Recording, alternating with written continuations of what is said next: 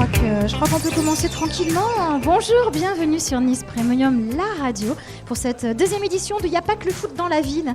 Et on vous le prouve plus que jamais aujourd'hui, encore en direct de la fan zone qui est des États-Unis, avec une vue imprenable sur la mer. Franck, as-tu pris ton bikini, enfin ton short, je sais pas avec quoi tu te baignes? Bonjour Angélique. Bonjour Franck. Je n'ai pas pris mon bikini, mais avec l'angine que je tiens, si j'avais pris mon bikini là cette fois-ci, je crois que j'aurais terminé mon dimanche au CHU. Pour de bon. C'est l'endroit qui est de mise aujourd'hui sur notre émission. C'est l'endroit qui est de mise aujourd'hui. Notre premier invité, Olivier Guérin, vient de nous rejoindre sur le plateau de l'émission. Bonjour Monsieur Guérin. Et bonjour. Bonjour, je suis ravie de vous accueillir sur le plateau de l'émission. Il n'y a pas que le foot dans la ville, on a du monde. C'est en direct, en public. Venez nous rejoindre si vous aussi vous écoutez cette émission, notamment sur le réseau Nice Premium. Et puis sur les Facebook de la ville de Nice. Sur les Facebook de la ville de Nice, sur le portail des associations Nice Côte d'Azur aussi. L'émission est diffusée un petit peu partout et elle est enregistrée. Et elle est enregistrée, il y aura des podcasts évidemment à partir de demain ou d'après-demain. On aime bien se faire désirer aussi. On va dire lundi, allez. On va dire lundi. Allez, on va dire lundi, soyons fous.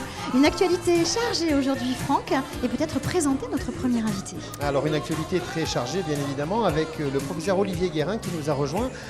Pourquoi le professeur Olivier Guérin? Parce qu'il est adjoint en fait à la santé et à l'autonomie de la ville de Nice. Et la santé et l'autonomie étaient très présentes sur cet Euro. Alors professeur, pourquoi la santé et la prévention au cœur de l'Euro 2016 qui est une compétition de football? Alors tout d'abord, merci pour l'invitation. Je suis ravi d'être là. Effectivement, nos actions santé sur la fan zone ont été très importantes et je tiens à remercier évidemment tous mes collaborateurs à la direction de la santé et de l'autonomie de la ville de Nice, mais aussi toutes les associations qui se sont mobilisées à nos côtés pour animer ces jours très festifs certes, mais il ne faut pas oublier notre priorité essentielle à nous tous quand on vit chaque jour, c'est-à-dire de rester en bonne santé, et ça c'est une belle priorité quand même. Et c'est pas si facile que ça, n'est-ce pas cher Franck? Non, c'est pour ça que c'est difficile de se baigner aujourd'hui, parce que rester en bonne santé, ça nécessite un peu d'effort. Alors je crois que la direction de la santé a été une des premières à répondre présente pour être au cœur de cette fan zone, pour faire énormément de prévention aussi. C'était important de faire cette prévention autour de ce grand événement qui a lieu à Nice. Oui, et puis la prévention, c'est une action en santé qui est finalement très partagée. Vous savez, la santé, c'est une compétence de l'État. Quand on parle du soin, du remboursement, c'est la sécurité sociale, c'est le ministère de la Santé. Mais notamment nous, les collectivités territoriales, on a un enjeu très fort aux côtés de grands partenaires, comme la Caisse primaire d'assurance maladie, comme la mutualité et comme l'ensemble des associations, par exemple, sur ces actions de prévention. La prévention, ça nous intéresse toutes et tous. C'est vraiment acquérir des comportements citoyens favorable à sa propre santé. Et pour ça, il n'y a pas de secret, il faut connaître, il faut avoir des connaissances, il faut donner de l'information. Et c'est notre job de donner de l'information à l'ensemble de nos concitoyens et de profiter ici de l'attractivité de l'événement Euro 2016 pour, sur notre fan zone de Nice, pouvoir aussi expliquer tout ça à nos amis touristes ou supporters qui sont présents et qui profitent du paysage. Et tant qu'à faire, à profiter du paysage, qui profitent aussi de nos conseils pour rester en bonne santé le plus longtemps possible et profiter du paysage niçois le plus longtemps possible aussi. Alors c'est vrai qu'en ce moment il fait très très chaud, nous sommes au tout début de l'été, il fait très très chaud. L'un des premiers conseils que l'on pourrait donner justement aux gens qui sont ici, c'est de peut-être ne pas attendre d'avoir soif pour s'hydrater, mais le faire en continu sur toute la durée de la journée. Oui, alors évidemment quand il fait chaud il faut s'hydrater, en particulier pour les jeunes enfants et les personnes âgées qui ont des risques de déshydratation qui sont particulièrement vulnérables et qui ont des risques de déshydratation plus élevés. Ne pas oublier aussi que l'hydratation, c'est pas que de l'eau, et ça on l'oublie souvent, mais l'hydratation c'est aussi prendre un petit peu de sel, sauf contre-indication spécifique, il y a certaines maladies, mais on a besoin pour s'hydrater d'eau et de sel. Et donc, manger correctement, puisque le sel c'est aussi dans les aliments, et puis s'hydrater tout au long de la journée, ne pas attendre d'avoir soif pour boire. Ça, c'est très important. Je crois que les supporters irlandais n'avaient pas bien compris parce qu'ils ont tourné à la bière en fait tout au long de cet Euro. C'est une autre forme d'hydratation. C'est une autre forme d'hydratation en fait. Oui. C'est une autre forme d'hydratation. Un autre conseil que l'on pourrait donner justement en ces périodes de grosse chaleur, peut-être ne pas s'exposer en plein soleil aux heures difficiles, c'est-à-dire peut-être entre 11h et 16h.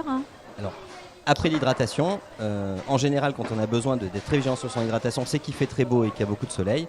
Et l'autre élément, évidemment, c'est la prévention des risques liés à l'exposition solaire. Alors pour ça, il faut éviter de s'exposer aux heures où il y a le plus d'ultraviolet. Donc effectivement, entre 11h et 15h ou 11h et 16h. Et puis se couvrir, c'est-à-dire mettre soit un t-shirt, soit, si vous voulez vous exposer quand même, des protections solaires, donc des crèmes à indice élevé, et en la couche, renouvelant suffisante. régulièrement. Oui, parce qu'on vous dit protection 50, c'est vrai, mais la protection elle est à 50 que si vous vous mettez une sacrée 5 tartine. cm de crème, vous êtes tout C'est blanc ça, en fait, c'est grosso ça. modo c'est ça. C'est ça, sur les crèmes à haut indice, vous êtes certain d'être protégé que si vous êtes tout blanc de crème. C'est quand même pas mal. Et puis c'est Très glamour joli, en sur la plus, sur la plage. plage. Quand on a un magnifique bikini, c'est tout à fait assorti. On est hyper glam, au top du glamour, c'est tout ce qu'on aime. Voilà, il faut C'est juste à peu choisir près la ça. couleur du bikini en fonction de la crème. La couleur de la crème. Alors justement, Franck, la semaine dernière, tu m'as montré de très jolis petits porte-clés qui indiquaient le taux d'UV en fait présent au soleil. Et ça, c'est assez important. C'est la ville de Nice qui distribue gracieusement sur le site ici de la ville de Nice, sur la fan zone, ces petits objets. C'est à la fois ludique et surtout très pratique. Exactement, ce sont des petits goodies, des petits porte-clés qui vous permettent, en exposant ce petit porte-clés au soleil, de savoir quel est le degré de dangerosité du soleil et de savoir Ce surtout qu'on risque quand on exactement s'expose. ce qu'on risque et comment il faut se protéger. Comme le disait le professeur, un indice 50, c'est pas malheureusement la garantie pour ne pas attraper un bon coup de soleil, surtout si on ne renouvelle pas. Mais ça fait partie des nombreux goodies qu'on peut trouver ici sur le stand de la direction de la santé, puisqu'on distribue gratuitement, bien évidemment, tous ces goodies jusqu'à la fin de l'Euro, hein, puisqu'on est là encore jusqu'à la fin de l'Euro. Donc jusqu'au 10. Jusqu'au 10, hein, même s'il n'y a plus de match à Nice, on peut venir tous les jours. Alors la fan zone ferme un tout petit peu plus tôt maintenant, puisqu'elle ferme, je crois, à 19h, hein, maintenant au lieu de 21h avant. Mais on peut venir, d'autant que la fan zone diffusion, elle, est toujours ouverte et qu'on diffuse tous les matchs, donc des quarts de finale, des demi-finales et de la finale où on espère retrouver la France, bien sûr. Alors c'est dimanche, je crois qu'il y a un match, la France qui joue. C'est dimanche, la France qui va jouer contre l'Islande, un pays qui est grand comme la ville de Nice. Donc c'est assez extraordinaire, hein, après avoir sorti le football anglais.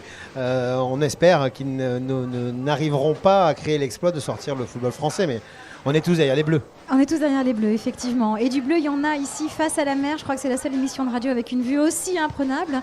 Quelques parachutes ascensionnels qui passent sous notre nez, qui viennent nous narguer et qui nous disent bientôt, bientôt, vous allez nous rejoindre. Absolument. D'autres conseils, Olivier Guérin, que l'on pourrait donner aussi, c'est peut-être mettre un chapeau, des lunettes qui protègent aussi les yeux, un chapeau pour protéger la tête. On parle de la crème solaire, c'est difficile. Dans les cheveux, c'est moins pratique. Hein. Et puis c'est carrément plus moche. En plus, Et puis là, il y en a qui mettent des tonnes de gel, alors on ne sait jamais, ça peut remplacer en été, mais non, c'est pas le conseil à donner du tout. Effectivement, les chapeaux, et en particulier pour les enfants. Hein. C'est pas possible de voir des enfants sans le capéo, comme on dit chez nous. C'est pas possible parce que, en plus, la surface de la tête pour un enfant est plus importante par rapport au reste de la surface corporelle que chez un adulte.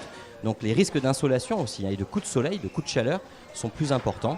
Et puis pour les enfants en bas âge, ceux qui ne parlent pas encore, évidemment, ils sont dans l'incapacité de vous dire qu'ils sont en situation inconfortable. Et donc il faut être particulièrement vigilant pour eux. Et ne peut-être pas les exposer au soleil avant l'âge de 3-4 ans, Alors vous c'est savez, recommandé. les risques liés au mélanome malin, qui est la maladie la pire possible liée à l'exposition solaire, ces risques-là augmentent, le risque de mélanome malin augmente en fonction des coups de soleil dans l'enfance. Et plus on a de coups de soleil tôt, plus on a de coups de soleil jeune, plus le risque de mélanome malin à l'âge adulte est important. Donc c'est évidemment, il faut se protéger quand on est adulte aussi, mais il faut évidemment protéger en premier lieu les enfants pour éviter qu'ils fassent un mélanome à 40 ans.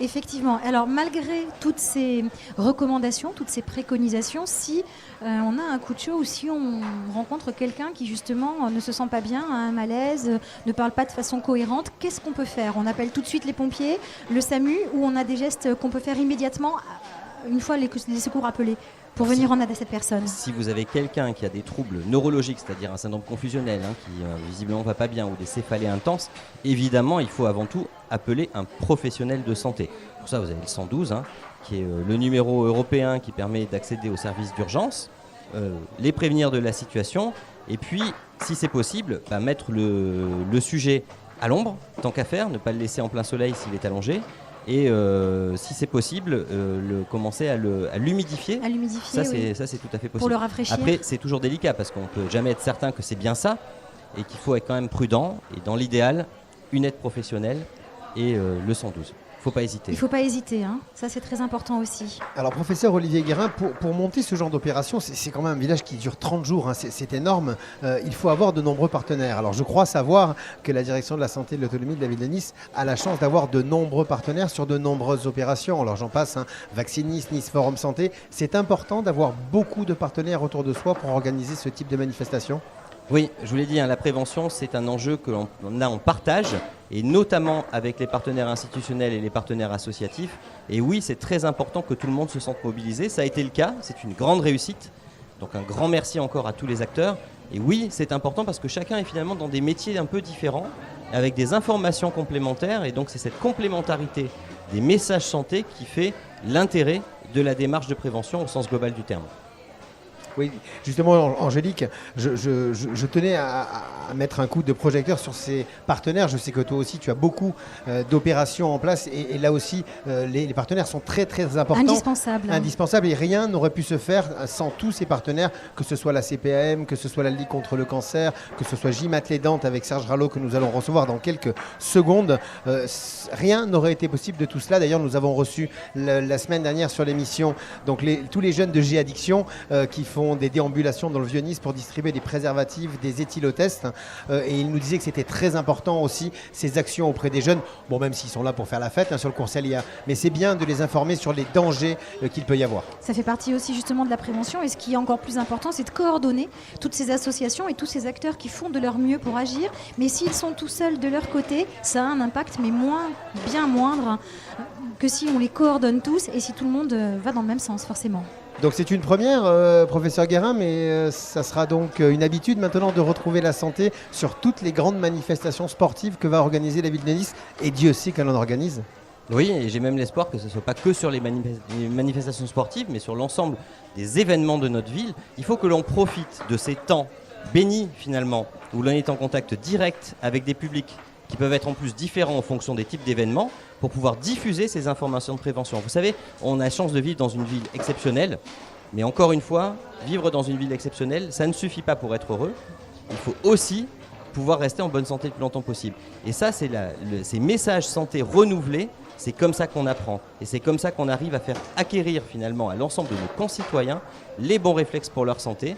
Et demain, qu'on puisse avoir des centenaires en pleine forme qui puissent assister à l'Euro 2116 en ayant leurs oreilles, leurs yeux, leur peau intacte et en étant en pleine forme et pouvoir sauter dans tous les sens pour saluer les exploits de l'équipe de France 2116. Qui sera aussi en finale et qui va tout gagner. Exactement. C'est ce qu'on leur souhaite. Contre l'Islande. Alors on parle aussi beaucoup de nutrition, je crois que c'est un petit peu justement le sujet du stand qui est devant nous. Bien se nourrir, bien se protéger, c'est sympa. Alors ici on n'a que des bonbons sur la table, vous les verrez sur les photos qui vont apparaître un peu mais partout. tu as vu qu'ils ont quand même plus de monde chez eux sur la stand que nous avec nos bonbons quand même. Alors je dirais pas ça parce que tout à l'heure quelqu'un est venu subrepticement dérober une assiette et puis déguster et revenir avec après. Du stand de la nutrition. Il me semble. Ah, c'est bien ça. Oui, mais la gourmandise. On va pouvoir avoir ça fait à dire aussi sur partie les des collègues. petits plaisirs. Faire de la prévention, ça ne veut pas dire non plus se priver de tout, Olivier Guérin, on est bien d'accord. Et puis rester en bonne santé. Vous savez, la santé, au sens de l'Organisation mondiale de la santé, c'est le bien-être. Et dans le bien-être, il y a le plaisir. Et il y a le bon moral. Et ça contribue aussi. Exactement. C'est important. Tout est une question d'équilibre. Tout est une question d'équilibre.